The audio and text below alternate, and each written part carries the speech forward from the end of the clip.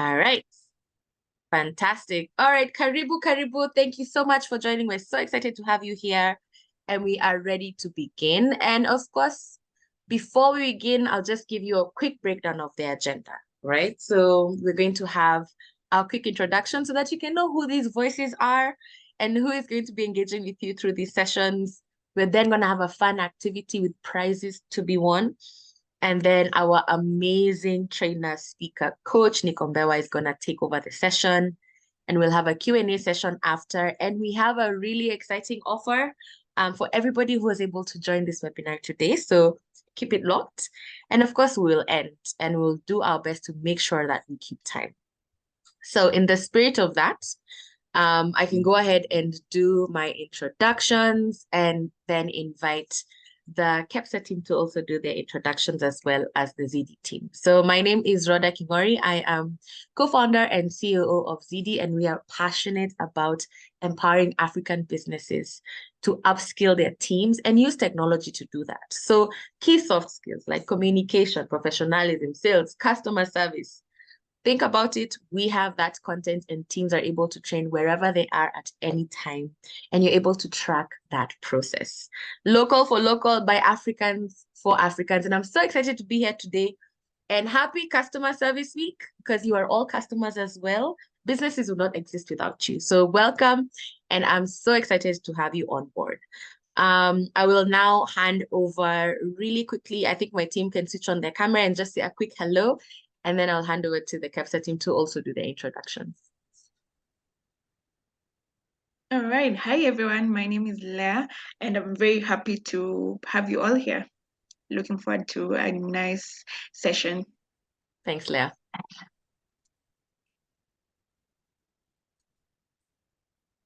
Hi, everyone. Good morning. My name is Sandra, and I'm happy to be here as well. Thank you. Great. Thank you, Sandra. Our instructor will he'll switch on, our trainer will just switch on his camera and wave because he has a really powerful introduction when it comes to his session. So Nick, maybe you can just say a quick hello and then I will hand over to the KEPSA team. Hello, good morning, ladies and gentlemen. My name is Nikombewa. Glad to be facilitating or moderating this session for us today to bring in some moments for learning and relearning. Looking forward to the session ahead. Thank you. Excellent. Thank you, Nick. Team KEPSA, you're there in the background, but we know you're there. Say a quick hello, introduction, and we can jump into the program.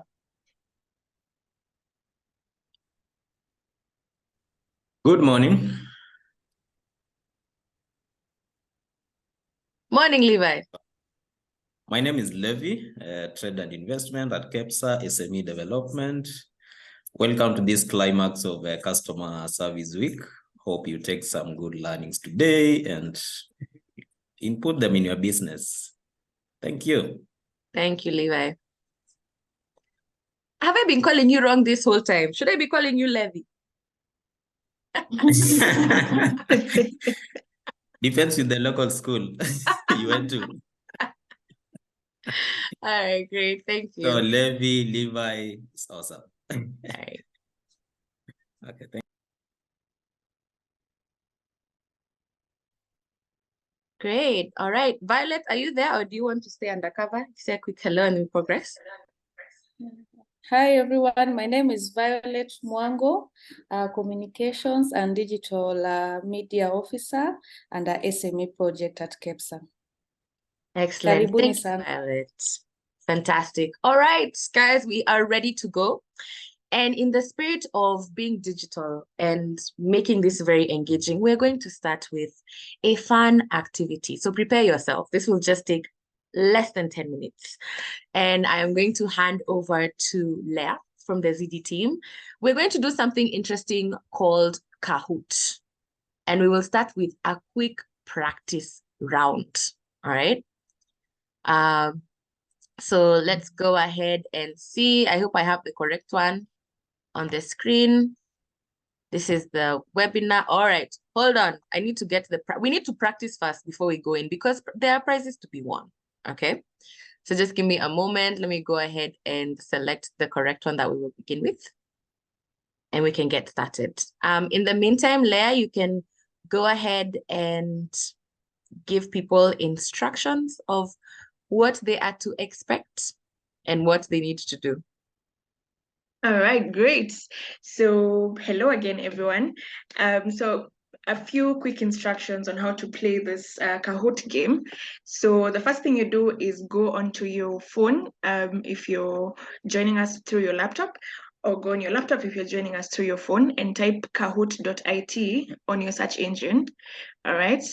So just type in kahoot.it and then you will see a code that is about to come onto the screen, and you're going to input that code, right? So the code is on the screen now. It's 786857. And then you will input a nickname, right? So just put a nickname, whatever you want to be known by, but just make sure that it's not too, hey, I think there are some people who play this game before. I see I there's already think so. So there'll be questions that appear on the screen, and then you have to answer. You have to put in the right answer with whichever device you're playing with, and you have to do it really quickly, right? So you get points for answering the questions, and the fastest person who gets it right gets the most points. Okay, and then we'll have a winner at the end of this. But don't worry, this first one is just a quick trial session, and then we'll have the real thing. But yeah, let's keep. I'm seeing people have already started joining, so just go onto your browser and type in kahoot.it and then input this game pin that is on your screen. That's 786857.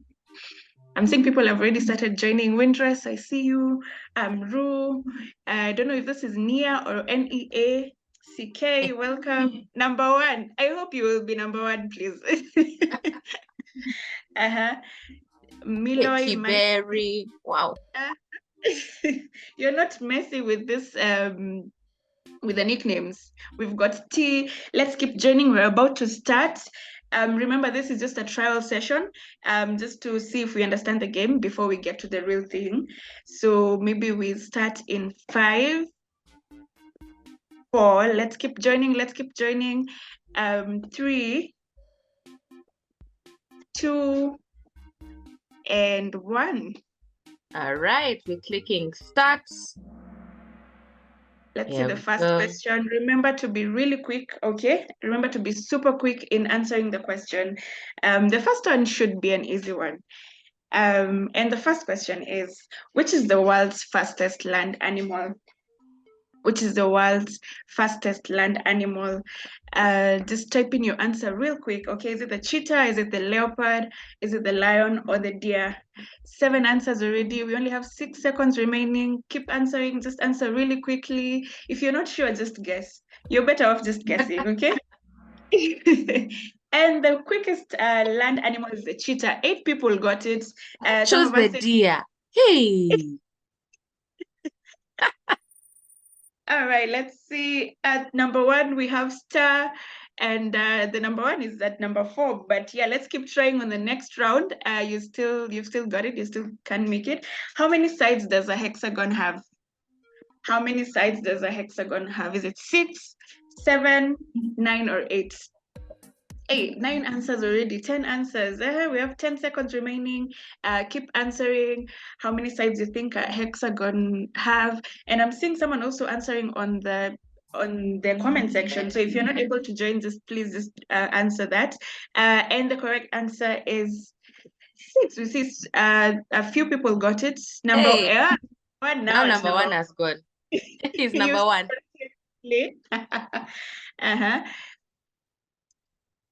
The third question, what is the name of the world's largest country?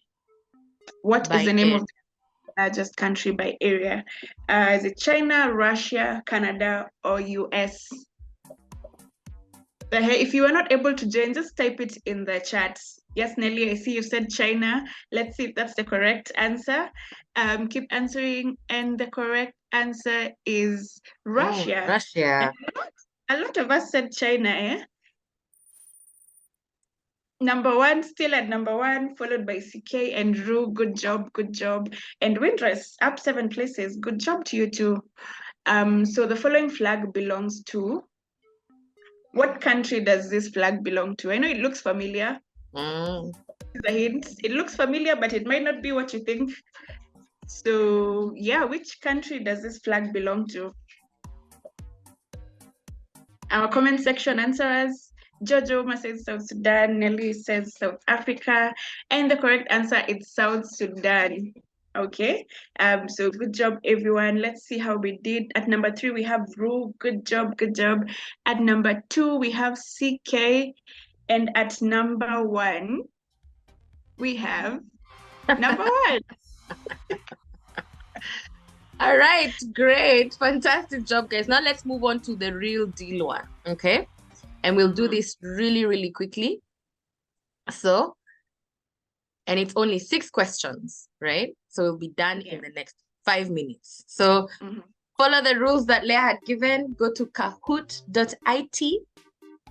Type in the code. This time, please give us your name. A nickname we don't know. Somebody might take your prize, right? So use your name this time as you enter. Star, I'm assuming that is your name. All right, let's keep it coming. We're giving it 1 minute or so for you guys to jump in. Hey, wow, hot and fast. Well, they're not here to play. No one is here to play, please. All right, keep joining. Type in the game pin on the screen. Make sure you don't miss out. Even the ones who are answering on the chat, just try and join now so we can start. Fantastic.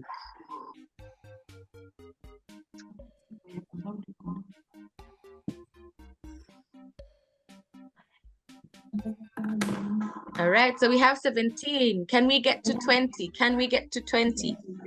Let's see. We give it 10 seconds countdown. Yeah. What's the game pin? The game pin is on the screen, Vanessa. It's 9703511. 9703511. All right, I think we're about to start in 3, 2, and if you have your microphone on, just mute it, just so we don't listen in on your conversations as well. 1. And we start 1, yeah. Okay, so this is the real deal. So be really quick with this one, okay? And it starts in 3, 2, and 1. The first question: what is a group of puppies called? This one is for free marks. You know those ones that we used to be told it's a question for free marks. This is it. What's a group of puppies called? Is it pups? Is it my puppies, school, or litter? Funny. 3 seconds to go, and let's see what the correct answer is. I knew someone would pick my puppies. Joke over here. Hey, now we know it's litter. So at number 1, we have Kinaro, and then Ruth and Alungwa at number 2 and 3. Good job, everyone. All right, let's keep going. Question 2. What term describes a customer who continues to purchase from the same company? What do we call a customer that continues to purchase from the same company? Is it a one-timer, a window shopper, loyal customer, or occasional customer? This one's also an easy one. And again, if you are not able to join, just type it in the comment section. Nelly, I see you saying loyal customer. Patricia, I see you as well. This one, most of us, hey, kuna mtu amesema window shopper. Now we know it's loyal customer. Kinaro still at the lead, Ruth number 2, and now Laura is on the leaderboard at number 3. All right, let's keep going. Next question. True or false? Bees can see all colors except red. Is this true or false? Can bees see the color red? We're about to learn something here. I know I am about to learn. John says it's true. False. So the correct answer is true. Bees apparently cannot see the color red. Now we all know this new facts. Christine now on the lead, followed by Deborah and WY. Christine came out of nowhere. Wow.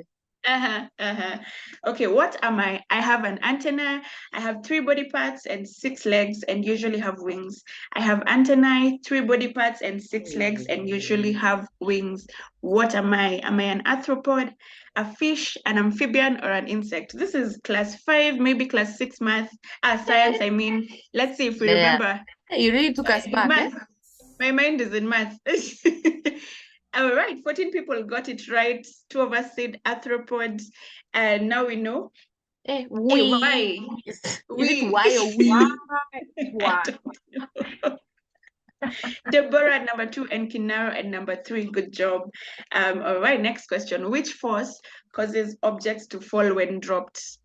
Which force causes objects to fall when dropped? Is it magnetism, air resistance, gravity, or push? Hey, lazima. Guys, we must get this. It is what keeps us on this earth. Hey, yo. Yeah. Hey, All at right. least. Hey, everyone got this one. Nice job. Nice job, everyone. Why? Still at number 1 and Deborah at number 2. Next question. In customer service, what does CRM stand for? What does CRM stand for? Is it customer return management, customer review metrics, customer request monitoring, or customer relationship management? 3 seconds remaining. Why are you still at the top? Let's see. Number 8, the correct answer is customer relationship management, and most of us got it. That's good. That's really good. Now let's see who's at number 3. Kinaro, great job. Number 2, Deborah, nice work. And at number 1, our winner of the day is what? Why? Oh, fantastic. Congratulations, everybody. Congratulations to the winners. Please DM me your phone numbers. You will be winning cash prizes. So we win 1,000. Deborah, you win 500.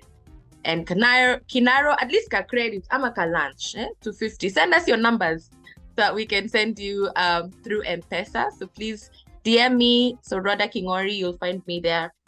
And you can even just type your number on the chat as well. And my team will pick it up and we'll make sure to send it. So congratulations. Thank you, guys. I hope we are warmed up now. I will now stop sharing screen and hand over to Nick Ombewa to now take us off into the actual program. So welcome to the session. Those who have just joined us, we were warming up, karibu, giving it time, and now we are ready to kick off. So Nick, on to you. You can then go ahead and share screen. Thank you very much, Rhoda. And again, good morning to everybody. So just putting up my screen share right there for all of us to be able to participate and see what we are going to go through today. Turning on my video as well so that you can get to see me. Nowadays, I think after the advent of COVID, Zoom became the nusu ya kuonana for us all. It's a cold, wet Thursday morning. Temperatures are around 15 or 16 degrees thereabouts. We were told about El Nino. There was some bit of a debate whether it will really be there or not. Well, we are at the beginning phase of this. And I think it presents us with a very good opportunity this week, even as we celebrate Customer Service Week, to be able to engage in some bit of learning around customers as well. And for the session we're having today, I'm just going to be talking to us briefly about the power of trust. And so this is a customer experience masterclass for those of us in business, whether you're running your own business or you've been employed to help in the running of a business, why it's important, therefore, to build trust and loyalty for our customers or through our customers and get to walk with them this journey that we are on as entrepreneurs. So without getting too much into the content for now, just a quick intro about myself. Earlier on, I'd been able to speak out my name or mentioning it out there for us to know who I am. So again, Nick Ombewa is my name. I'm one person who's definitely passionate about human capital development, growing people, seeing people succeed. That's where I draw my inspiration and passion from. And so if you feel this passion oozing out to where you are, then I hope we will be connecting that way as we get to engage with one another here. Now, I do this through collaborations. And right now, of course, here through an invitation and collaborating with ZD as a facilitator for this session. We also collaborate quite a lot with organizations out there, both corporates and SMEs and even NGOs who seek to optimize their business outcomes, where then learning and development becomes the key critical enabler. And this sometimes comes out through training and training in different programs, whether it's leadership development, whether it's strategy formulation. And today we are on the customer experience field or customer service field. So this pretty much plays into what I get to do regularly, if not on a day-to-day basis. Anything around personal development as well, this would find itself here. And so that's how I apply my trade there. For titles that have been given out here is I'm a learning and organizational development specialist. It's quite a mouthful, but I'm also a training or a learning facilitator. And in addition to that, where I seek to add value on one-on-one conversations, I'm also a certified professional coach. A lot more about me could be found on LinkedIn. And if you want us to sit down and have a one-on-one conversation after this session, I'm sure contacts will be provided and we can be able to get to talk and see how we can continue building each other beyond the session we have today. It's a lot to seek to discuss within some 45 minutes that I've been given, but I will try and work around this time. And so with me, I have prepared some presentation slides here. And I have my notes with me because if I'm left to my own devices, we can be here for the next 3 hours, if not half the day. So I'm going to try and limit myself within the 45 minutes that I've been given. And so that we make this easier, we're going to work together. There are moments in my conversation or my presentation I would require you to respond. And I've seen we are quite agile here in terms of response through the chat function, where guys can quickly get to give me feedback, and that will let me know that we're on the same page. There'll be a Q&A session at the tail end of this presentation or this webinar. And again, if you have some burning questions that you want to share with the rest of us where we can get answers for, please get to type them. And I'm sure the ZD team on the back end will support me with bringing these questions to the fore, because I'm going to try and multitask quite a bit in terms of walking us through the presentation. I have my notes here as well to guide me. And once in a while, I'll be going through the chat comments just to see if we're connecting and something that comes up that I may need to address, then we can do that quickly. So what are we on today? The power of trust. Again, how do we build trust and loyalty with our customers? And I'm going to take some different tangent in terms of just layering on this content to us. And I hope that wherever you sit, this will be relevant in your space, for your business, and even for what you get to do on a day-to-day basis. I will urge you, if you have your notebook and pen ready, please do so. Get as many notes as you can. If you're digitally inclined, please capture the screenshots, and I'm sure somewhere down the line, something that is of importance to you will spring forth. So how have I planned that we layer out today's engagement? There will only be 3 topical areas that cover this area on the power of trust, where we're talking about building trust and loyalty with our customers. So number 1, we will take some steps backwards before we get deeper into the content of the day by looking at the background that informs our discussion topic today, which I've aptly titled The Age of the Modern Day Customer. But before we look at the modern day customer, we'll have to step back and see how far have customers come, that by the time we are presenting the modern day customer, then that puts us in a very good position to know how to work in terms of not only meeting the needs of our modern day customers, but also exceeding their needs and expectations. And by doing that, therefore, then be able to build trust and loyalty with them. Number 2, of course, now we will look at this thing we call customer trust. What is it? Why is it important? How can businesses build it? What are some of the things probably that cause us to miss out on this fundamental trust issue with our customers that make us not build a loyalty with them? And I'm sure this is some of those things you will quickly and keenly want to look at. And then, of course, number 3, how can we as businesses and as entrepreneurs, therefore, or if we're in charge of customer dockets in terms of customer service within our businesses, organizations, how can we leverage customer trust to build customer loyalty? You see, trust and loyalty are 2 bedfellows. They're almost like 2 wings of an aeroplane. For you to stabilize your business and take it to greater heights, then you need to work on your customer trust if you want to build on your customer loyalty. So we will engage on this, and therefore the tail end of this, I hope we'll have some bit of time to open up the session for some Q&A, and I'm glad that the session is equally being recorded as well. That means those who may want to have access to this recording and be able to walk through the full content that I've shared here, this will be shared with you later on. A quote that I like bringing up before I engage in any session is a quote by Alvin Toffler, and I love this very much. Alvin Toffler is a non-futurist who, in publishing his first book titled Future Shock in 1973, was able to say that, you know what? The illiterate of the 21st century, all right, will not be those who cannot read and write, but rather the illiterate of the 21st century will be those who cannot learn and relearn. And so, ladies and gentlemen, as we begin this session, mine is to not only challenge you, but also encourage you to, number one, please learn something. If not for the sake of the businesses or organizations that you represent, if not for the sake of the customers that you serve diligently or day to day, those that keep us alive and keep us going, then my challenge and encouragement to you will be then learn something for yourself. That by the time this session is done, one of those things you'll walk out of here with saying, wow, that was a fantastic session, and these are the things I'm walking out of here with. So please, purpose to learn something. Number two, in the course of the content I'll share with us today, there may be need for us all to unlearn something, to let go of something that probably will not be beneficial both for you, your business, your teams or employees, and even your customers when it comes to building trust and loyalty. And some of these things that we need to unlearn or let go of may be attitudes, they may be behaviors, there may be bad practice that's pulling your business down.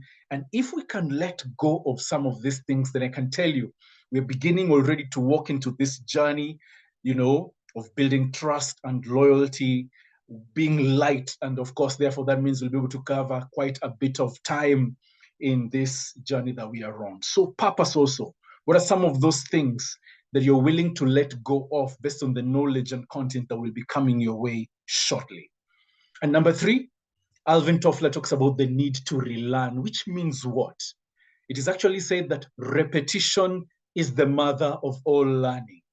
That the more we repeat something, so the more certain things are repeated to you, guess what? The more they stick. So chances are that some of the things you'll get to hear from me today are not necessarily new things. So there may be a repetition of certain things that you have heard before. But in the course of my repeating these things, my challenge and encouragement to you is that maybe this information will come to you in a completely different perspective, a perspective that you've never seen, maybe never heard before.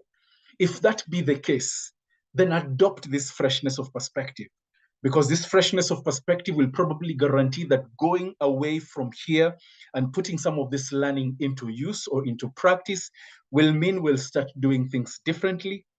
And perchance when we start doing things differently, we'll start getting results we've never encountered or seen before. So mine is to now usher you fully into what to expect for the next, should I now say 40 or so minutes now that my introduction is done, and delve straight into the first topical content area in the power of building trust. We're going to begin with the background here, what I'm calling the age of the modern day customer. And pardon me if I move a bit too quickly. It's because I'm trying to capture all this information for you within the shortest time possible. And I can see Mary P giving me some very good kudos. They're saying, tuendelee kazi kabisa, sasa kazi ianze. So let's take some brief history.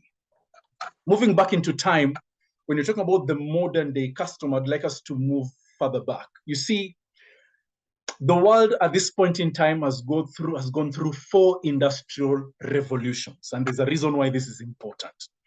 We've already gone through 4 industrial revolutions. In fact, we are currently in the 4th industrial revolution. And just in case you're wondering, Nick, now we're in the 4th. What were the first 3? This is where we are going to take some step back and revisit these 3 industrial revolutions And by the time we come to the fourth one, you'll see the importance of how this links with our modern day customer, and how when we're talking about the power of trust, it will be important for us to position ourselves very well to engage with this modern day customer if we are to build trust and loyalty with them. So therefore, let's begin with the first industrial revolution. So the first industrial revolution, good people, is what was called the age of manufacturing, or the manufacturing era. All right? And this began in the earlier years of the 1900s. Now, what happened here? What happened here was very simple.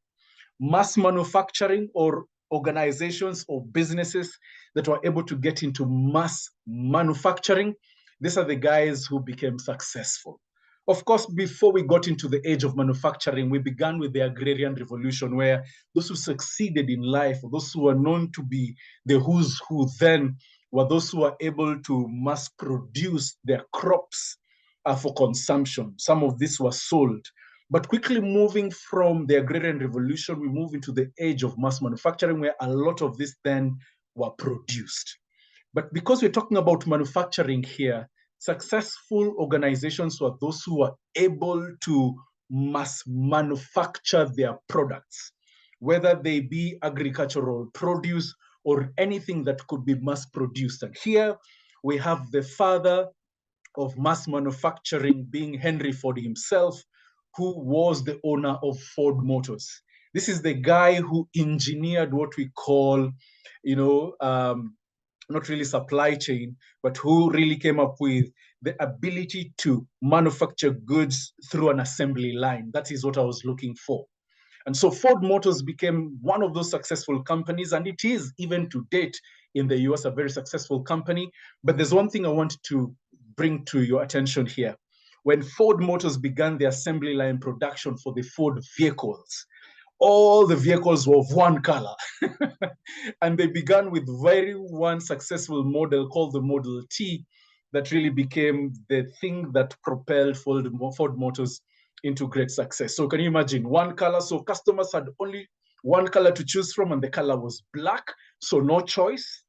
But of course, also the other thing was the Model T was the only successful model at that point in time out in the market. So you could not get any other model to operate with, and that was it. But you see how this then drove Ford to success, and that is how the age of manufacturing took off. But customers at this point had got very little options to choose from. They picked what the market produced or what the market manufactured. Then when we moved from the age of manufacturing, moving on to the early 1960s, so you can imagine from 1900s to 1960s, 60 years in between, we moved to what we call now the age of distribution.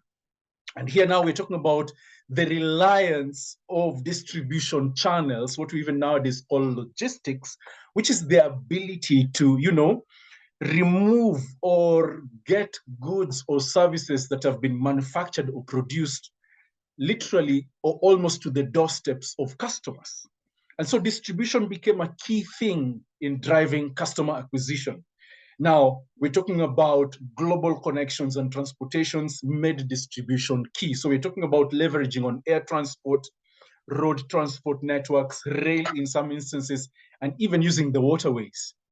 And those organizations that were able, having manufactured their goods, those that were able to thereafter rely on their ability to have global connections, were able to sell more, meaning their goods and services reached to majority of customers, those that were even far-flung in different continents. And Toyota stands out here as an example. And how is this so? We have seen it, we've had it even in our own country, where we're always told that the car in front is always a Toyota, probably because Toyota was able to do distribution of their products, but beyond distribution also, they came up with so many variants that could now attract very many customer tastes. So you can see how we are moving on. The age of distribution became very key. Then we moved to the third industrial revolution that now changed how customers then got to interact with providers of goods and services. And this is now the age of information. So we're now in the 1990s space, moving from 1960. You can see how the gap between each and every industrial revolution is actually getting shorter, all right? So we started from 1900s to 1960, so 60 years in between, now 1960 to 1990, 30 years in between, and now we're in the age of information. And we're still somewhat 1 foot in this age, and we're 1 foot in the next industrial revolution. What does the age of information talk about? This is where we have got connectedness, you know, where information flows in the hands of those who can access it. And how does this happen? We've connected PCs, we've got mobile phones now, we've got supply chains that are dominated by those that control information. So what does this mean for the age of information? Those who have had for the long term information, those are the ones that control this age, which means therefore people can easily access information and through that can be acquainted with what they need to get, have information of what are the pros and cons before they delve deeper into what they want to buy or purchase. And Google here has been one of those companies that has dominated and succeeded in this age of information. Of course, I'm just using one as an example, but there are many others. And you can go back, do your research, and look for many more organizations that fall into these different industrial revolutions. We're in the third one now. And when we talk about Google, think about it, how each and every one of us has become a graduate from Google University. Chances are anything that you probably want to do before AI has stepped in, now that we're also in the age of AI, we've Googled a lot of things. We've Googled what kind of foods to eat. We've Googled where to go. We have Googled the type of medicine to take and its side effects. You know, young mothers have Googled, why is my baby's poo now green and not brown, you know? And somewhere down the line, we've actually gone ahead, and when we have sittings with doctors, we tell them, by the way, I've Googled this information, and I know this is what I'm suffering from. And maybe all we're looking for is the doctor's view, whether what we Google was the right information or not. Power of information. And we've come to a place now where customers have been empowered with information. Many have traveled, if not physically, then can we also say digitally? And in so doing now, we've had organizations really interacting with a lot of empowered customers, because now customers have got information right at their fingertips. But this is not it. This is not all. We now find ourselves in the fourth industrial revolution, starting from the year 2010 and beyond. Now, when we're saying 2010 and beyond, you can imagine now we're in the year 2023. So 10 decades into the age of the customer, what does this mean?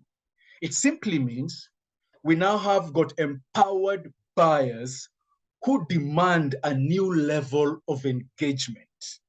You can now not easily dismiss customers. You can now not dismiss their preference. You cannot dictate to them what they want.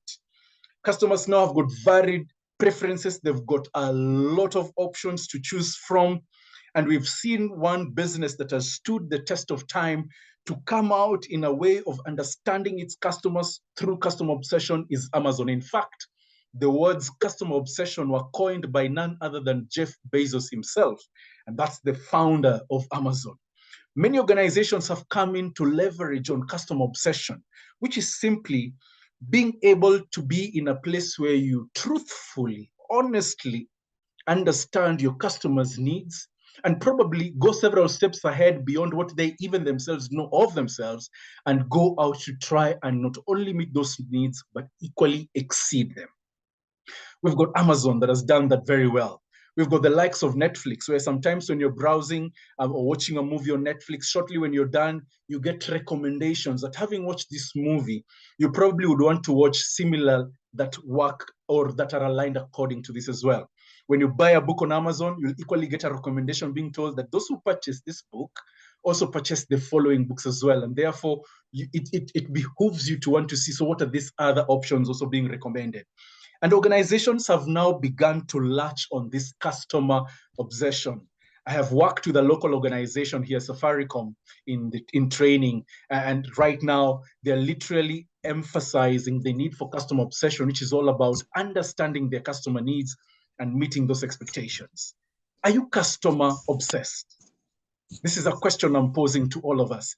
Are you customer obsessed? Because this is the truth that we must all embrace. that whatever the century, whatever the business you're in, whatever industry, whatever retailer, one question remains constant. What do customers want? And you see, in the age of the customer, which is a 20-year business cycle, and right now we've already done 13. From 2010, we're now in 2023. We've done 13 years of this business cycle. It simply says that, you know what, most successful enterprises will reinvent themselves. To do what? To systematically understand who are customers, and not only seek to understand them, but serve them well, because these guys are increasingly becoming powerful in the space where competition is very strong and everybody literally wants to have a share of the wallet of your customer. So what does this mean? It means if you're here and you're a business owner, if you're here, you represent a business owner. We're actually told by Forrest, and this is a research company that is heavy on matters customer experience, so they're literally a thought leader. They say that 95% of CEOs actually rank customer engagement, therefore, as their primary initiative. Why is this important? Because organizations that focus on the customer are up to 60% more profitable than those that do not. So here's my question to you. All right. Question is, do you want to become profitable than your next competitor? Do you want to succeed more than those guys who probably offer the same kinds of services as you do? Well, there's no secret, because we must therefore get to a place where it comes to no surprise that what customers want and what many businesses are offering, there's a mismatch. And so much of this will actually come to how can businesses, leverage on the fourth industrial revolution to push on to become successful by engaging a more knowledgeable, powerful customer base, and how can we succeed, therefore, to do that beyond the needs and expectations of our customers. These are the points now I want to share with you, having layered on that context. And I hope so far we are moving on very well. So question, what does the present day customer want? This is rhetorical, you don't have to type it in. What does the present day customer want? And how can we as businesses provide it? So very quickly, therefore, ladies and gentlemen, let me quickly share this with you. Number one is what we call personalization, where we talk about the modern day customer. The modern day customer is very key on personalization. What is personalization? We have to understand that mass production is no longer the desire, and is no longer the space for the modern day customer, which simply means customers want products in the exact style or color and specifications that they desire. You see, even the Ford Motor Company now has gone ahead and come up with variants of their Ford motor vehicles, and even coming in different colors, different sizes, different purposes. We've seen how Toyota has successfully done that, because that's what customers want. They don't want something that is similar to everybody else. In fact, now, organizations need to offer products and services in as many possible combinations to meet those expectations, which is why we've got wide varying ranges of customers. And therefore, those who have done customer profiling and customer segmentation have come to understand that different customers in different segments would want different things. And therefore, positioning ourselves to offer that becomes very important. Personalization. Let me give you the second thing. What are customers looking for? Customers are looking for a human contact. You see, we're in the age of technology where a lot of things are being automated, as is in the fourth industrial revolution. And this is good news for many businesses, because it means you can spend more time on creative tasks than mundane tasks, because those mundane, repetitive tasks can now be done through automation. But companies who resonate best with the human, or with the modern consumer, are able to strike a balance between automation and the human contact perfectly. Why? Because the need for human contact is still very prevalent. And I'm sure there are those of us who you've encountered a service failure in one area or another, and you have been given a contact service number for you to call. And there are very many options that for this challenge, press 1, for this challenge, press 2. There are those of us who, when we encounter regular interactions with our service providers, we have mastered how this conversation will go. And we are probably just waiting to press 7. Why? Because 7 allows you to talk directly to somebody who can then be able to give you the kind of assistance that you need. So all this is to say that when customers want to speak to a person, as a business, allow them. Let them. Don't close all those loopholes. Don't close all those opportunities to only use interaction through automation or automated systems. Allow customers also to reach directly to you, because that is very important for them. All right. Number 3, what do customers want? Customers want what we call cross-platform mobility. And in the spirit of this customer service week, allow me to use one big word: omni-channel access. In other words, customers want to access you anytime, anywhere, from any device. So if your website is not working, fix it, or if it's not loading on mobile or it's loading slowly, fix it. In fact, Rhoda is here, will bear me witness. 2 days ago, when we were just interacting, and she probably went to check me out, checked my LinkedIn and found out, hey, the profile is up and running. But she quickly sent me a message well, it was almost in the middle of the night, Rhoda. It was 10 o'clock. And Rhoda sent me a short message saying, by the way, Nick, your website is down. Something's not working. Can you imagine? I had to quickly go back and call my developer and say something seemed not to happen. Some bugs were probably affecting my website. And early morning by 10 o'clock, I was actually able to get feedback to Rhoda and say, guess what? The website is now back up and running. Because I'm sure shortly after this, the guys will want to check me out. Can you imagine doing that and you can't find me available on any platform? Now imagine if your customers can't access you on any platform. So your lack of responsiveness and mobility in the ability to avail a platform that your customers can access you will lose you potential customers. So just in case you have any of those platforms and they're not running, fix them. If you do not have them up, please create them, because guess what?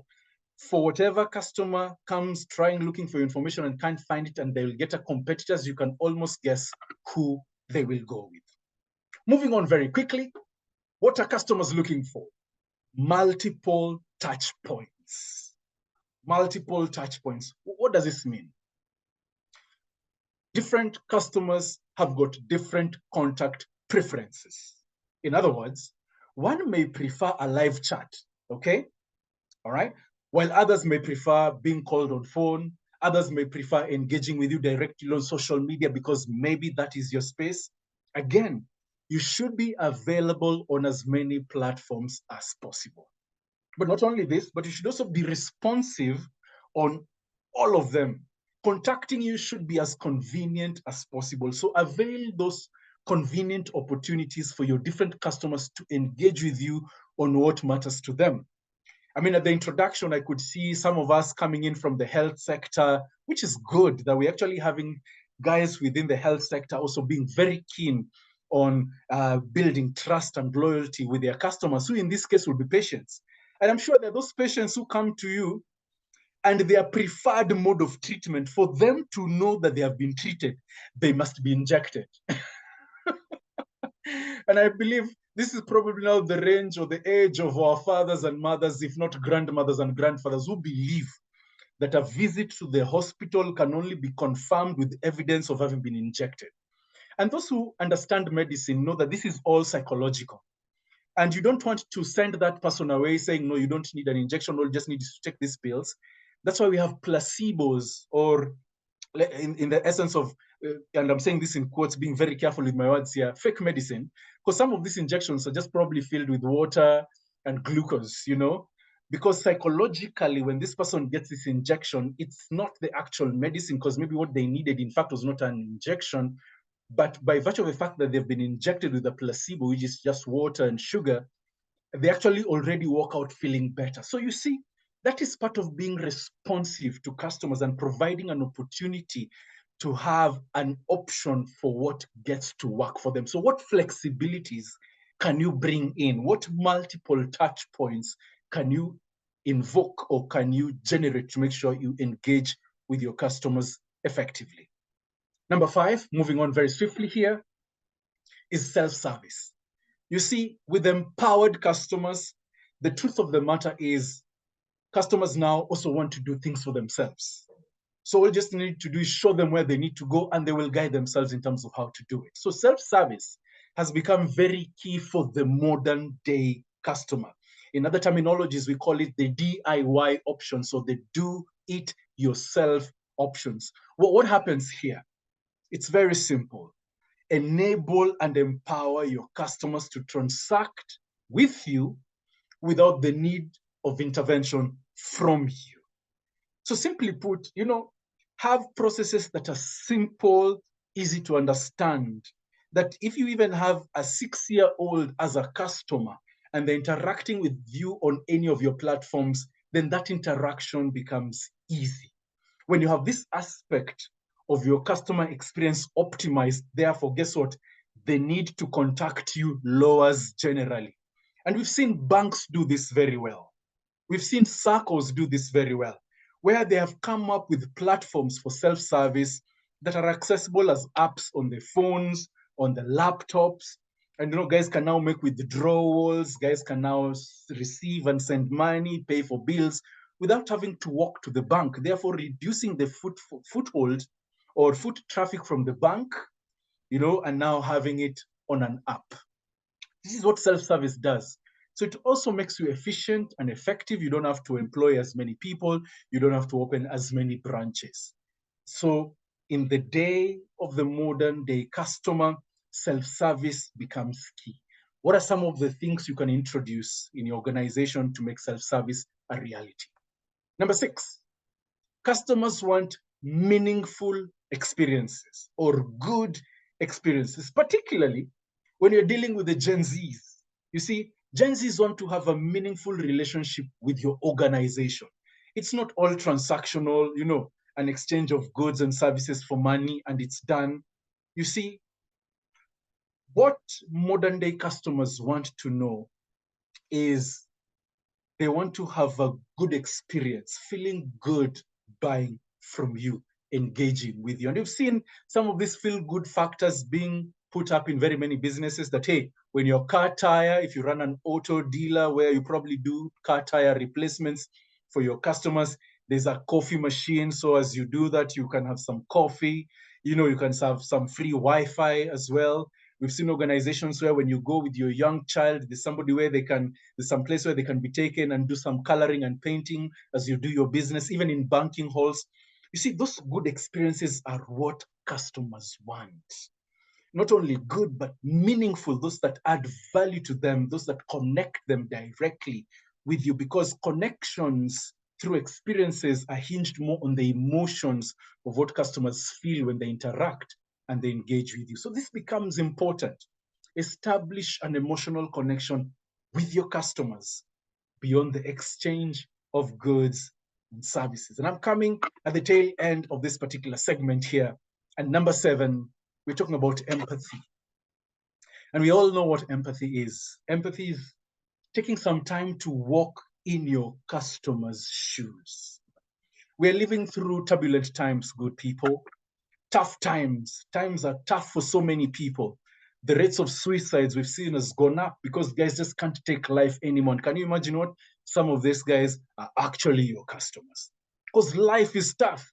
Taxation is high.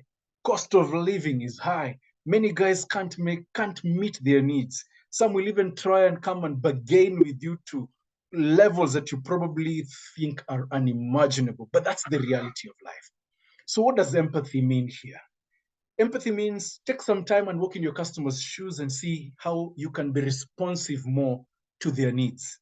We've seen some banks closing down accounts for businesses or SMEs, by the way, that can't maintain a certain amount of minimum operating balance. Yet you and I know how many businesses are struggling and how many of them are closing day in, day out. But when you're thinking of that as a customer to this bank, guess what? As a business, there are customers also who want you to empathize with them. Now, customer empathy is a staple for outstanding 21st century customer experience, meaning those who will be able to come down to the level of the customer needs and listen to them and empathize with them. Those are the guys who will win customers.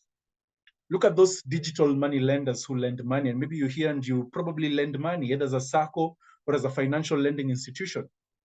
If you harass your customer on payments when things are tough, they will probably not even respond, whether you call their parents, their friends, relatives, or colleagues. But those who are willing to engage with their customers to come up with flexible payment terms will probably have their customers stay longer with them, and probably upon paying, even top up, if not borrow more. And that's how you get to establish trust and loyalty with your customers. Because before you establish trust and loyalty, you need to understand this is what is driving, these 7 points are what are driving the modern day customer. So having underscored that fact, ladies and gentlemen, having understood what the modern day customer wants and needs, then this is my next point. And you can realize I'm moving very quickly, but I hope the points are very clear that helps you appreciate the content we are sharing. Because when we're talking about understanding the modern day customer, now I'm getting into the context that was prepared for us. All I was simply doing was laying the context relevant for us to understand what this means. Because when we talk about the power of trust or building trust and loyalty, then we have to get our place now. Once we've understood who the modern day customer is, what they want. And now when we're talking about customer trust, then we must ask ourselves, so what is customer trust? Why is it important for a business such as yours, for you as a business owner here, an entrepreneur, or representing a business? But most importantly, what causes lack of customer trust?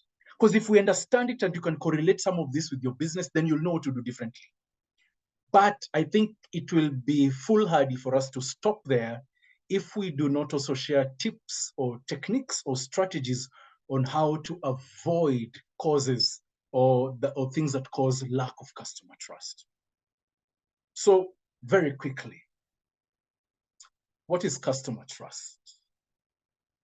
You see, ladies and gentlemen, customer trust is the faith that a customer or a consumer has in a company. And it almost sounds intangible. When you say faith, it almost sounds religious, you know, for whichever religion you represent. But when you say faith, faith almost sounds very religious. It's so intangible. You can't see it. You can't feel it. You can't touch it. Yet it's very impactful for successful business. You see, it shows the confidence, trust that is, shows the confidence that customers have in a company's commitment to deliver on its promises and doing what is right for customers. You see, building trust with customers is critical in boosting loyalty. Remember, I said these two are very connected bedfellows. And it only not boosts your loyalty for customers that you want to have, but also your bottom line. So there's a direct correlation between customer trust and loyalty and the bottom line. But this is the question. So how exactly do you earn your customer trust? You see, trust is dependent on a company's ability to tap into the human experience and form an emotional connection with customers by displaying sensitivity, being sensitive to the customer needs, being transparent, being honest, and being dependable. So what are the 3 reasons why trust is important for business growth? This, I am sure you want to capture. What are the 3 things that are so important, you know, for business growth where trust is concerned for your business? And I'll dial on them very quickly. Number 1 is by providing personalized experiences. And we've already talked about this. I'm just quickly summarizing this for benefit. You see, customer trust is key for personalization. You see, an expectation of today's customers is such that when you tailor certain products or services specific to customers, it means that you must know who your customer is. You must have customer data. You must have access to customer information. But the thing is this, it's one thing to obtain customer information, and it's one thing to utilize that information in a way that customers can build trust on you. Are you going to use that information for the right reasons or for the wrong reasons? You see, once you obtain customers' information, you must protect it. If you misuse it, you will lose customer trust. Yet you need that information to provide personalized experiences. So if you want to grow your business, personalize experiences, personalize your services, personalize the goods that you produce. But that means you need to step out of your comfort zone and walk into the customer space, know your customer, understand who your customer is, get gainful knowledge and information about them and use it wisely. Number two, if you want to grow your business in terms of building customer trust, then you have to foster loyalty. And again, it's by way of emphasis. Trust and loyalty go hand in hand, you know, and that's how your brand gets to grow. Because when I trust your brand, guess what? I will tell 10, 15, 20 people on how to do business with you. I remember encountering a very negative experience with a taxi company whose name I will not mention. And this is a taxi company that I'd been with for more than 13 years. And on one crucial day, they let me down. They refused to apologize. And that's the day I dropped them. What do you think I did? I probably told my very close associates, friends, relatives, and colleagues not to use that taxi company. Do you get to see how when we don't foster loyalty, the negative side of it also springs up? I'm sure that's not what you want. So fostering loyalty becomes key for growth. And finally here, it's in forming connections. To grow, we must form deeper emotional connections with our customers, because that's how trust grows. Word of mouth grows. You're able to build your business that way. But you see, building trust with customers recognizes that you acknowledge that and respect their needs at each and every stage, okay? If you're to form very deep relationships. Therefore, adopting a customer-centric mindset and consistently delivering on those then helps you build on a very strong customer experience, and you'll be in a very strong position to earn customer loyalty. You see, the importance of customer trust for business is such that, one, 74% of customers expect more from brands. Don't you also expect more from customers from where you actually are a customer? Customers expect this, but not only in their products and services, but also in how they treat their customers. And this is research and feedback from Gartner research, just talking about the power of trust for growth in businesses. 74% of customers expect more from brands. That means there's a high expectation from your brand from a customer perspective. But guess what? 83% of consumers say they will not do business with brands they do not trust. So if you want to maintain loyalty and grow your business, then you must begin with the fundamentals of trust. Otherwise, there's a likelihood that we are only doing business with people who find it convenient to do business with us, not those who trust us. So now, having talked for quite a while, let me invite an opportunity for us now to have some interactive session here. So I'd like us now to quickly be prepared to type on the chat, and I will sample some of your comments coming through.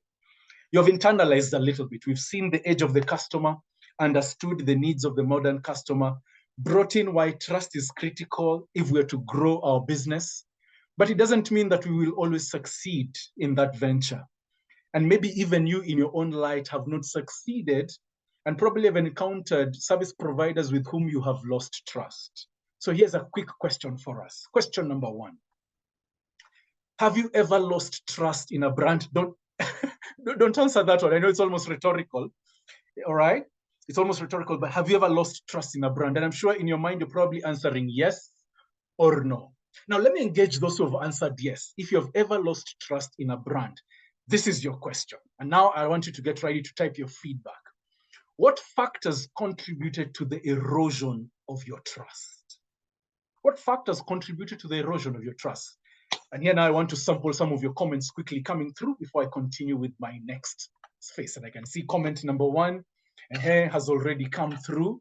I'm waiting to see a few more coming through, and they're now coming in fast and furious, and I will sample some of them. Rhoda set us off there saying no accountability. When you didn't feel like the service provider was was not accountable. The customer relationship, Catherine is saying, probably was poor. Kipchumba, delayed feedback. Milka, this is a unique one and also still a very powerful one. Probably lack of gender sensitivity or gender insensitivity, if I may put it that way. Poor customer service, Lorraine says so. Ruth says rude business owner. And I hope we have business owners here who are not rude. Windress actually picks on a point I've already talked about, lack of human interaction, and everything is purely automized, and you really want to hear the voice of someone and you don't get it. Alexander, poor customer service. Faith Makenga saying lack of transparency. And I'm sure there are many more of us here who probably agree to some of these sentiments that have already been put up. You just don't want to repeat the same. And I'm thankful for those guys who have been able to share their sentiments. There are 2 more that have come in. Let me just read these 2. All right. Anthony, unethical business practices, where probably corruption rears its ugly head. I like that. Teresa Maru is saying lack of communication. And Justice has brought in a unique one and a new one, how businesses treat their staff. That, ladies and gentlemen, amongst many more, can make us lose trust with other businesses out there. And guess what? The same things that have been listed, and I hope you're capturing them, can make customers also lose trust in terms of doing business with you. Kudos to you guys for a job well done in terms of just sharing your comment there, so I can actually tell I am not alone. We are moving on very well together. So what does this mean for us? As I move on very quickly.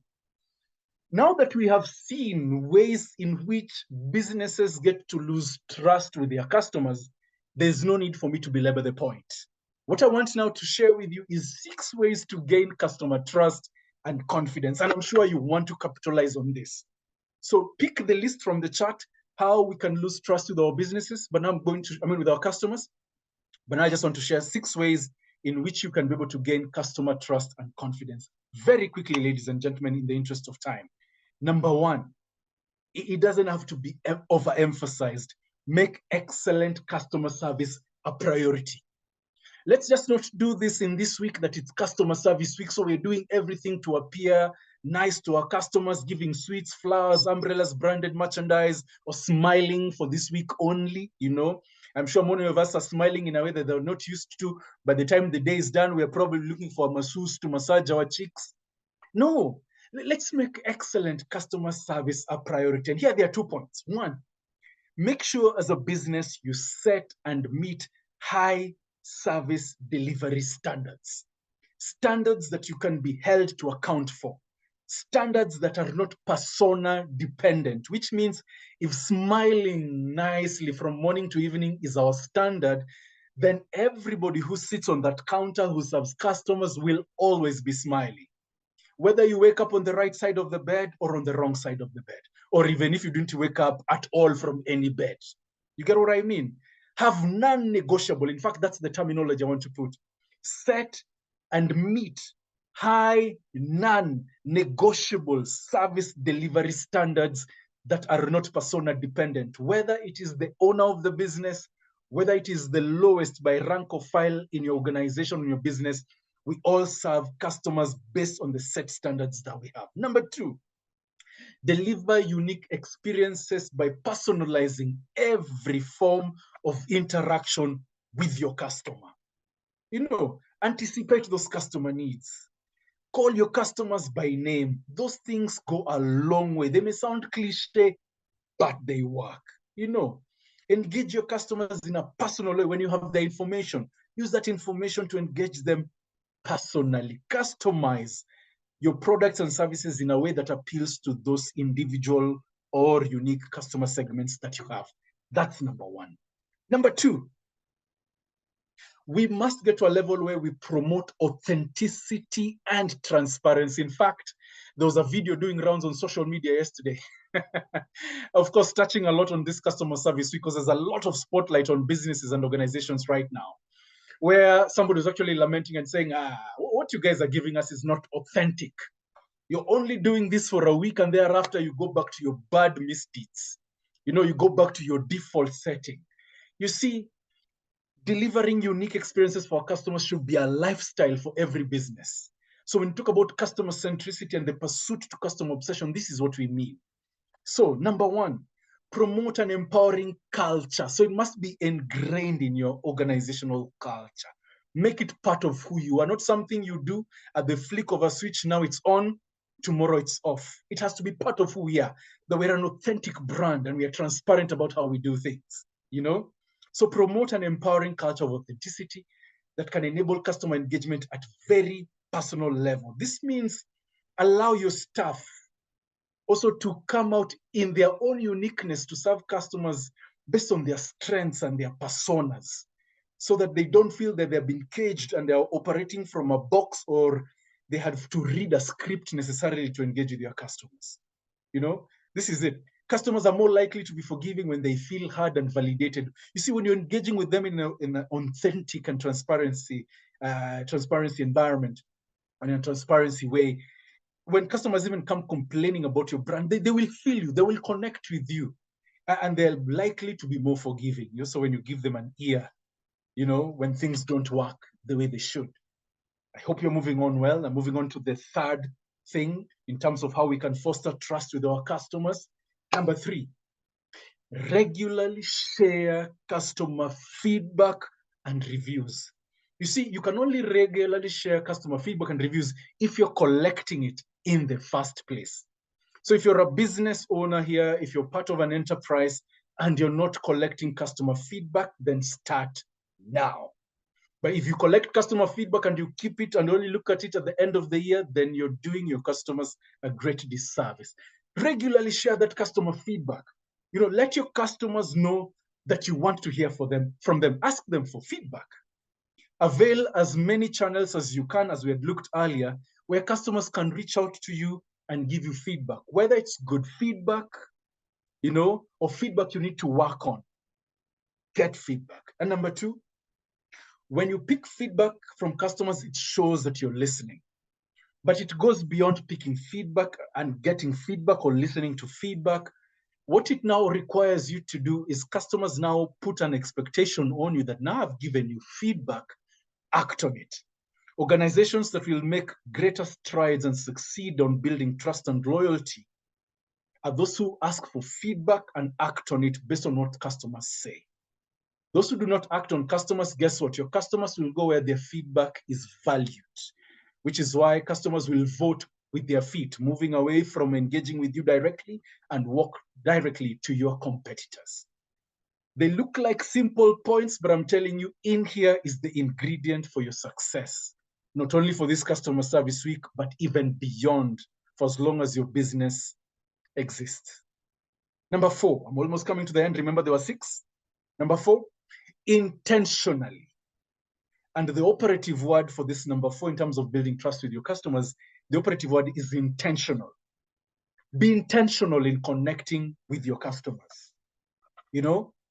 Engage with your customers.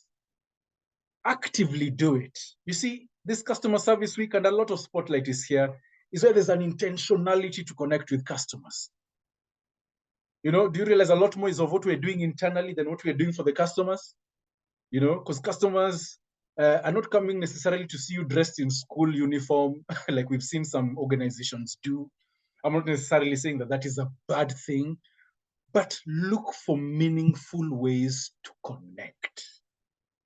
You see, when you connect with your customers, you create a community that will help increase brand loyalty, which will ultimately lead to customer happiness, retention, and a lifetime value. And when you hang on to a customer throughout their lifetime, that means the revenue you will get from that one customer is not only for themselves, but it's from their spouses, it's from their children, from their extended relatives, from their neighbors, business associates. That's what a lifetime value is. When customers buy into your brand, they'll want to spend the rest of their lifetime with you. If you want them to spend the rest of their lifetime with you, intentionally connect with them. Number 5, and this is a very important point, because more often than not, as business owners, as entrepreneurs, we focus more on the external customer. We forget the internal customer. Invest in your employees, good people. They are your internal customers. If you're an employee and you're fronted to coming into this training representing a business and organization out there, kudos to you, because this is going to be impactful for you as an individual. And please carry on this learning, knowledge, and insights back to your business and empower your colleagues, fellow employees. If you're an entrepreneur, you're a business owner, you're here, you're going through this, pick this information and empower your teams. If you feel there's need to reach out directly and say, hey, Nick, come and share this knowledge with my teams, with my organization, I can do that through ZD as well. So why are we talking about investing in your employees? Simply put, good employee experience and good customer experience go hand in hand. If you create a conducive environment for your employees to thrive, guess what? They will do everything possible to make your business grow.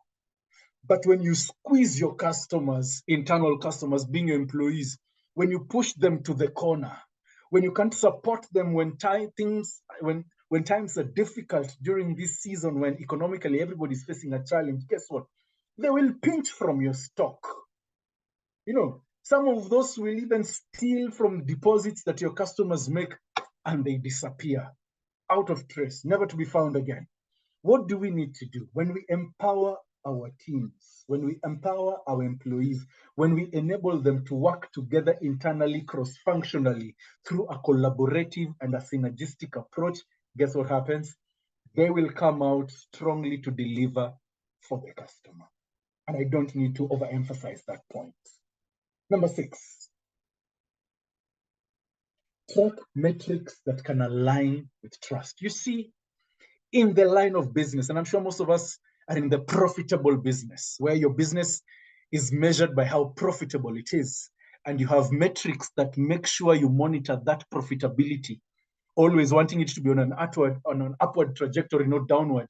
Then this is the thing you also need to do with trust. Have things that your business can measure that are aligned with trust as well. Because think about it. When trust is high from a customer standpoint, loyalty is high. And when loyalty is high, customers will stick with you for their lifetime and spend their resources and monies engaging with you through the business that you engage in by buying the goods and services that you offer. So what does this mean? Evaluate your business also. Evaluate your employees by using metrics that reflect on trust. Okay? Add on to the other traditional metrics that relate to revenue. Don't just be revenue-minded only and you're pushing everything for revenue. Forgetting that trust is actually what easily gets you that revenue, not only for 1 month, not only for 1 quarter, but sustainably so for as long as your business is in operation. This becomes key. I hope I'm moving on well. I hope even though this information looks like you've had it before, but it's been put in a way that it's actually opening your eyes to see things that you probably are already doing well as a business and you need to continue doing, or things that you're probably missing out on that you need to start doing. Prove to your customers that your business values their needs over the bottom line. Because the reason as to why every business succeeds or exists for that matter is to serve customer needs and exceed the expectations. And when they pay, that's how we get rewarded for meeting our customer needs. So prove to your customer that you're not only out for that transactional commitment, but you're looking to build an environment of trust with them, that they be loyal with you and spend their time and monies with you. You see, good people, as I'm taking a moment even for me to reflect on what I'm saying, building customer trust requires a lot of emotional intelligence, just like in any relationship, okay? Customer trust must be earned and protected because it takes a lot of hard work to build and maintain, but it can be destroyed in a second and in an instant.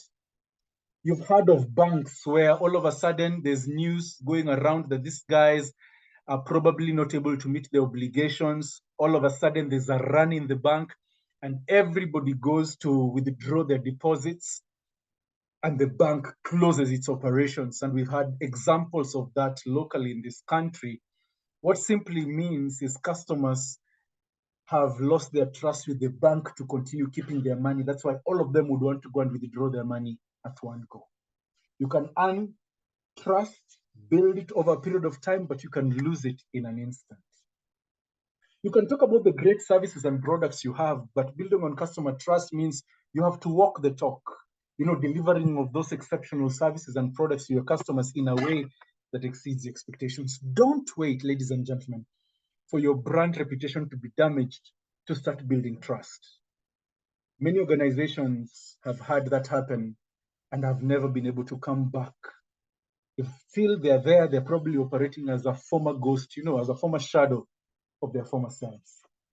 If we must build trust, then we must build deeper connections, emotionally so, with our customers. Remember when I said faith almost sounds intangible, almost religious? Because engaging with customers from an emotional point is simply that. It's intangible. But it can help you create such a massive following the way we see successful brands do it. We've seen news in the last week when Apple released the iPhone 15, how guys were falling off themselves just to get a simple device that can make a call. But you and I realize it's just not a phone, but there's a connection that customers have with that brand that guys will sleep in the cold to buy the next new model. Can we get that level? Can we get to that level with our customers? Where when you're mentioned adversely, they can come out and defend you, probably take a bullet for you. You see, to establish those kinds of connections with your customers, you need to continuously familiarize yourself with their needs, respect their opinions, practice empathy, the things I've mentioned before. Because in the age of the customer, you can be sure people will appreciate your authentic and sensitive approach. So as I come to my final segment, and then we'll open this up for Q&A, I'm hoping I'm still within time, is we've looked at the age of the customer, we went back in time and came back to the present day modern customer, understood their needs and what we may need to do to meet those needs, and seen how trust becomes important to engage with the modern day customer, because you can do very many good things, but if you're not having a deeper level of trust with your customers, they can easily walk away to the competition because there are lots of options available now. But having underscored how trust is critical in building a business and taking you to the next level, remember again what I said, trust and loyalty are bedfellows. If you want to get into the loyal space or the loyalty space of your customer, then we need to understand how these two are connected. So what is customer loyalty? You see, customer loyalty is when customers reward a company with repeat business over time. In fact, if we just delete everything else and keep that one sentence, then that easily describes for us what customer loyalty is when a customer rewards you as a business owner, as a business, as a company, with repeat business over time, which means regularly, which means for a long period of time, for years to come, not once and then they remember you 10 years down the line. Now, loyal customers buy consistently. Loyal buyers consistently choose to do business with a particular brand and often defend it even against competition. I mean, you want guys to fight for your brand to be so loyal. You will see that. There are Apple fans who are so loyal to the Apple brand that they're always fighting with the Samsung brand, or should I say in general, the Android brand. And even though that has had some negative or adverse effects on some of these brands, you can see the fan base that is so loyal. And I'm sure you equally want a fan base of customers who are so loyal to you.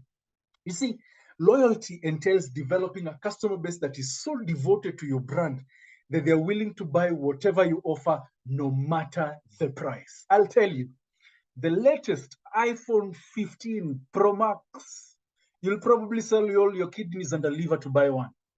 But there are guys who actually will sell a kidney and a liver to buy one. The guys who will bend over backwards to make sure they just buy one, to be seen with the latest device. That is a fan base that is so loyal at another level.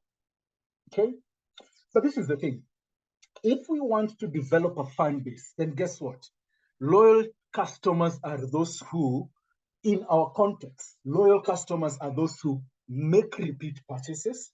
So how do you know the customers you have are loyal to you? You may have built some level of trust with them. You've seen them come once or twice. How do you know that the customers you have in your entire database are loyal? Number one, they will make repeat purchases. Number two, they're not necessarily interested in what your competitors are launching. They don't bother because they know in you they've got everything they need. Number three, they engage with you on various channels. You know, they will call you if they want. They will tap and engage with you on social media because you've made that available. You know, they're not afraid to share their feedback with you, whether positive or negative. And by the way, did you know that when customers share negative feedback with you, it's not because they want to leave? The converse is actually true. They want to stay. So they're telling you all these things so that you can improve their experience, so that they can continue staying with you. But guess what? If you don't act on their feedback, if you don't improve on their experience, they will vote with their feet and move to the next available competitor who probably is going to meet that need. Okay? Loyal customers provide feedback, therefore, on how your company can improve its offerings. And guess what? Finally, loyal customers advocate for your brand and recommend your products or services to others. Don't we want that? That so-and-so comes and say, a customer just comes to you and says, by the way, I've been sent by Tom, one of your loyal customers. And they say specifically when they come, I meet Alice, you know, so now you're Alice. So I want you to serve me the way you serve Tom. Don't you see how that works? That good word spreads easy. We're also living in an age where bad words spreads like wildfire. So what am I saying here? There's a reason why loyalty is important to your business. And I'll give you 5 of this, just 5, very quickly, because I'm also keen on taking note of the time and I don't want us to lapse. Number 1, loyal customers are brand champions. This is the importance of loyalty for any business. Loyal customers are brand champions. In other words, happy customers will boost your brand by giving you good reviews. They will tell their friends and family, and they'll post on social media every good experience they've had. They'll capture photos and all that, just to make sure they present factual evidence that speaks of the experience. You see, customers referred by other customers also have a higher retention rate. If I was referred to your business, you know, by somebody else, you know, chances of me staying there and never going anywhere else are exceedingly high. Get customers on your end beyond the trust you've built, get them to be loyal, and guess what? They'll become your moving billboards. They will promote your business for free, I can guarantee you. Number 2, moving on very quickly. Don't we all want this? Guess what? Loyal customers spend more. They're not the guys who come to bargain. In fact, they're looking for the next new product, probably the next improved version, because that's what they want. So since they have a great customer experience and trust your brand, guess what? They will just spend more with you. If you've been struggling to grow your business, if you've been struggling to grow your revenues, this is the secret. Build loyalty with your currently existing customers, and guess what? They will spend more. You and I know it costs more to get a new customer than to, you know, build on the one you currently have. So look no further when you're looking for the secret. It's right here with you. It's an open secret. That's an oxymoron, but I know you know what I mean. Number 3, guess what? We've been told people buy from people they trust. In other words, if you could also say, people buy people. People buy onto the relationships that they have with us. That's sometimes when a friend gives you a recommendation, you don't start questioning the integrity of your friend because it's your friend, you buy into that. And this goes to what I've simply said in the slide before. You know, loyal customers are more valuable than new customers because sometimes new customers are coming to test the waters. Haven't we seen that in this greater Nairobi when a new joint is opened up?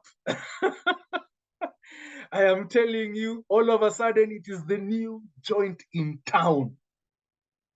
But guess what?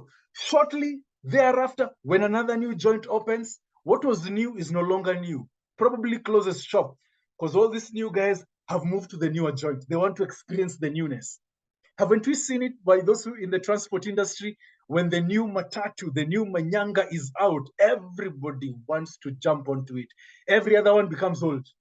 But the moment a few months after it has got or acquired a dent here or there and another new one is unleashed, everybody abandons the previously new one and jump onto a new one. You see, that's the folly of new customers. They can come up with a lot of noise, with a lot of hype, and initially with a lot of money, but the reality is they will not stay. If somebody else will give them a good, new, better experience than you do, they will jump ship. That's why you need to not only attract new customers, but make them stick, build trust with them, and make them loyal to stay with you. That's why we have joints like Nairobi West, closer to where I live. Those joints are never painted. Those joints don't try new antiques, new styles. You know, they don't come with flares when they're serving their beers and whatnot. No. It's probably even with that old waitress who's been there for the last 15 years. But guess what? Those joints are patronized by locals who probably appreciate the service of that that waitress who's been there for the last 15 years, who almost looks like she's not awake, you know, but they appreciate their service. These guys have their own parking spot. It's always known so-and-so parks here. In fact, there are those guys who clean cars near there. Who knows, I am the only one who washes this car. You see, that's patronage. That's loyalty. Retaining existing customers is more cost-effective than acquiring new customers. I hope with the examples I'm using, these things are making sense. Number 4, then we have the final one. Guess what? Loyal customers are easy to sell to because you know them. You know their preferences. They're easy to sell to. I always have a struggle and a fight with my wife.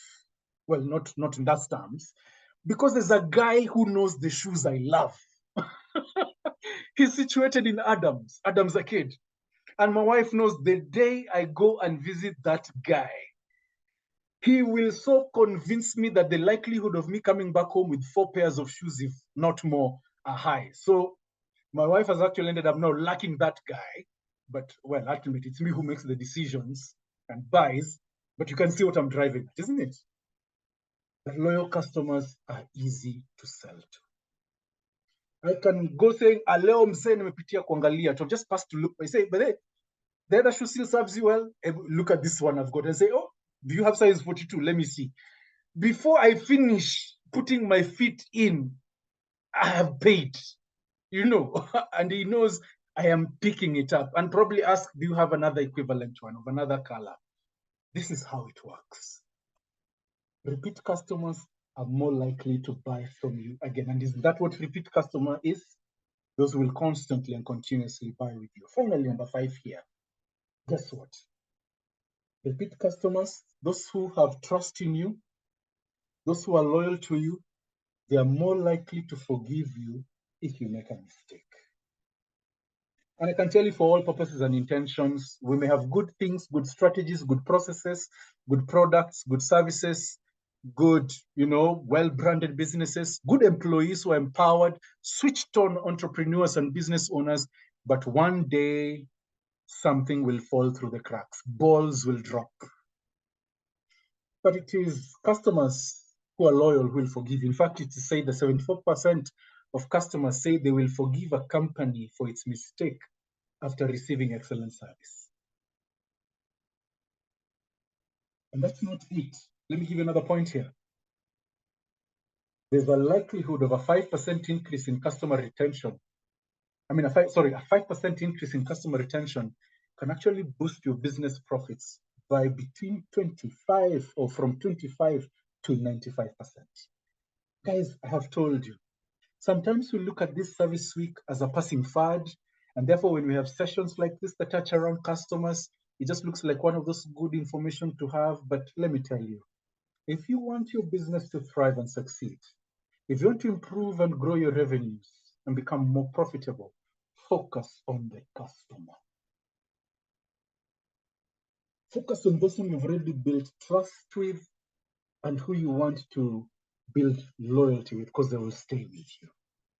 Because you see what? When things fall through the cracks, and this is, ladies and gentlemen, what we call the service recovery paradox. You Google service recovery paradox, you will get to see this. And I'll explain the two graphs. You see, on there's and I can see Rhoda has raised her hand. Rhoda, is there something you want to say quickly? Yes, Nick. So just a quick one. I know you're almost wrapping up. So Yes, that I am. I think for everyone, you can be asking your questions in the chat Yes. so that it catches up with it. As soon as Nick closes, he can answer your questions really quickly, and then we can share the offer that we have with you for Customer Service Week. So please go ahead and be typing in the chat, and then we can pick it up as Nick is wrapping up. Thank you very much, Rhoda. I'm quickly rushing up, and I can see George has even answered a very good question. How do we handle difficult or dissatisfied customers while maintaining trust and loyalty? To George and to all of us, it's right here on this graph. If you look at the blue line, we're looking at customer loyalty. Remember customer loyalty on the y-axis, and on the x-axis, we're looking at time. We've said customer loyalty is achieved over time.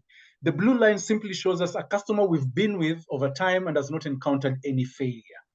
Okay? Now, we can maintain loyalty with those. But when we look at the green line, we have a customer we've been with, but something has dropped. We've disappointed them. They've become angry. They're disappointed with us. At some point, they even threaten to quit or drop you. Now, businesses that succeed will know how to maintain that relationship by quickly recovering that broken service, restoring that service to what it was before, making sure the issue that has brought forth the customer inconvenience is actually dealt with. And if you successfully recover that, you actually are going to build the relationship at a deeper level with this particular customer than one who you've been with and has never encountered any interruption or service interruption. And that is just one way of making sure you build trust and loyalty through customers who have been disappointed one way or another. So, as I wrap up, ladies and gentlemen, as I wrap up, and if I've taken long, my apologies. Like I told you, it's very hard sometimes when you have all this information and you just have less than 45 minutes to do it. So very quickly, 7 strategies for increasing customer loyalty, and it can help you particularly with those customers who've encountered challenges with. Make things easy for them to engage with you, okay? To connect with you, to give you feedback. Provide excellent service consistently. Consistency is the key. If your customer service delivery is erratic, probably customers may end up not being very forgiving, but consistency gets the day. Provide that omni-channel experience, options for them to get to engage and interact with you. So I'm summarizing a lot of the points I'd shared before. Keep your pulse on innovation. Customer needs and demands are changing over time. Change and grow your business based on your customer needs. Personalize the customer experience. I don't need to overemphasize that.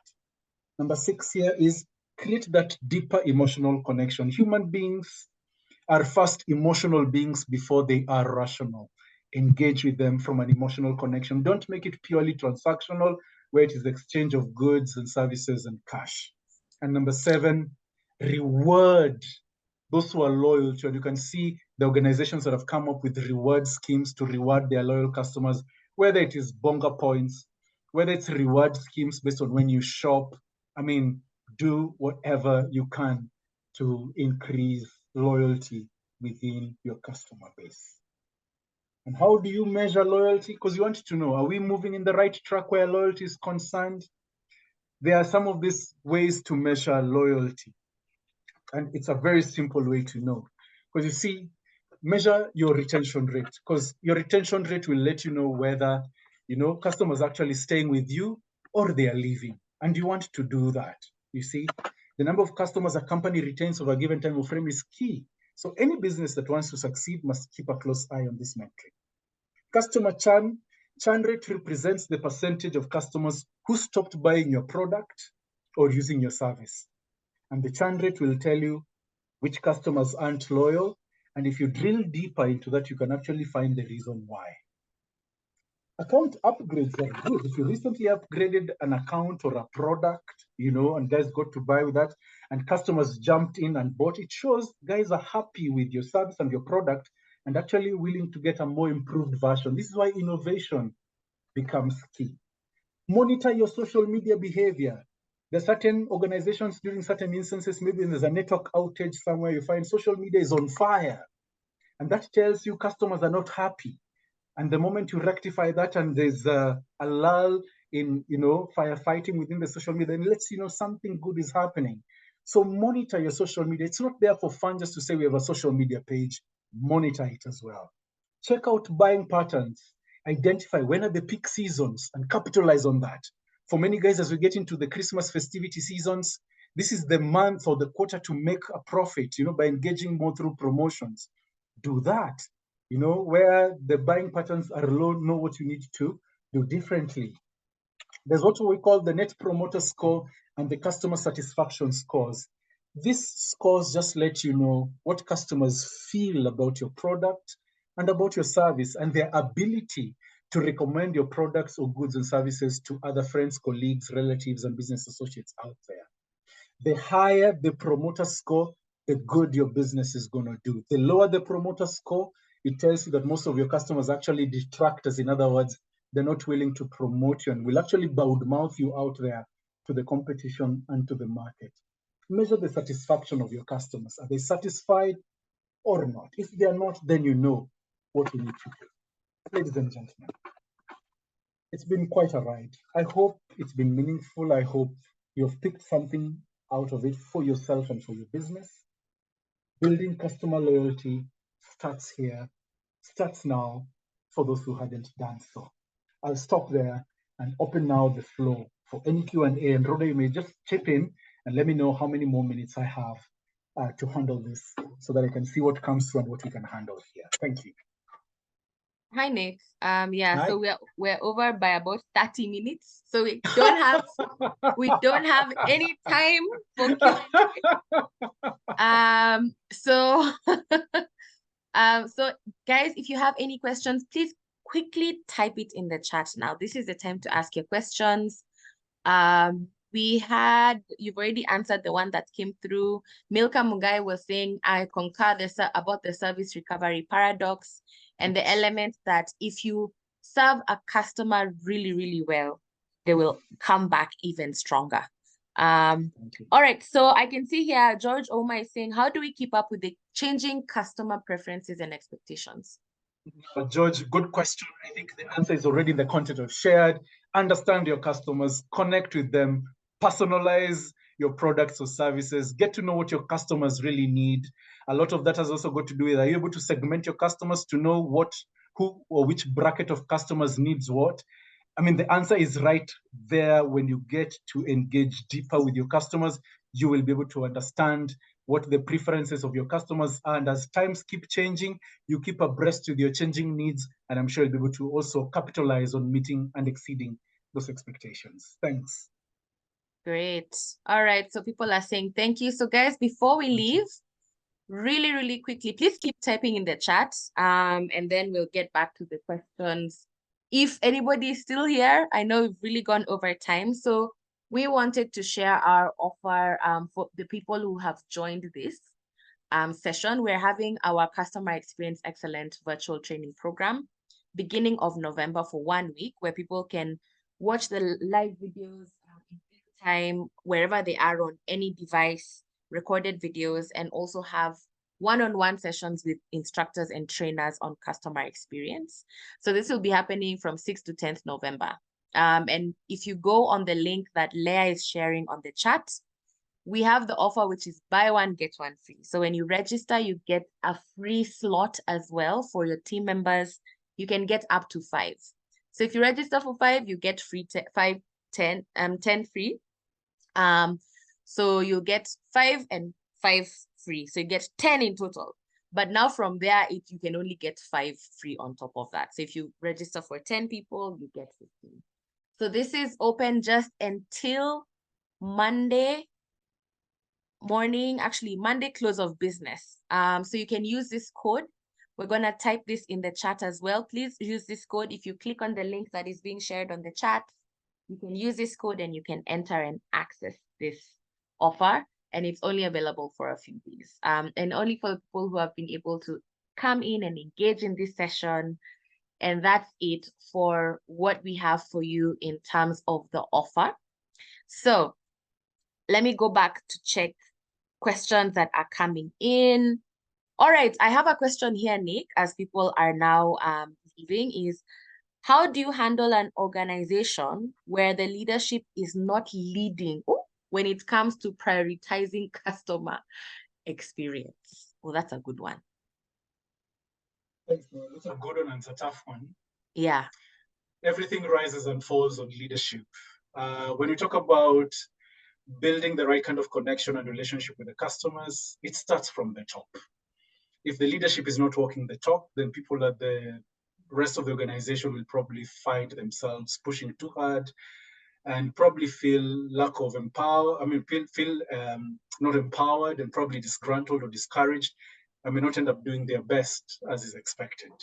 And I think it's the onus is on leadership really to pull up their socks. And maybe that would require for a different kind of intervention on how to position leadership to address themselves in this space around customer experience.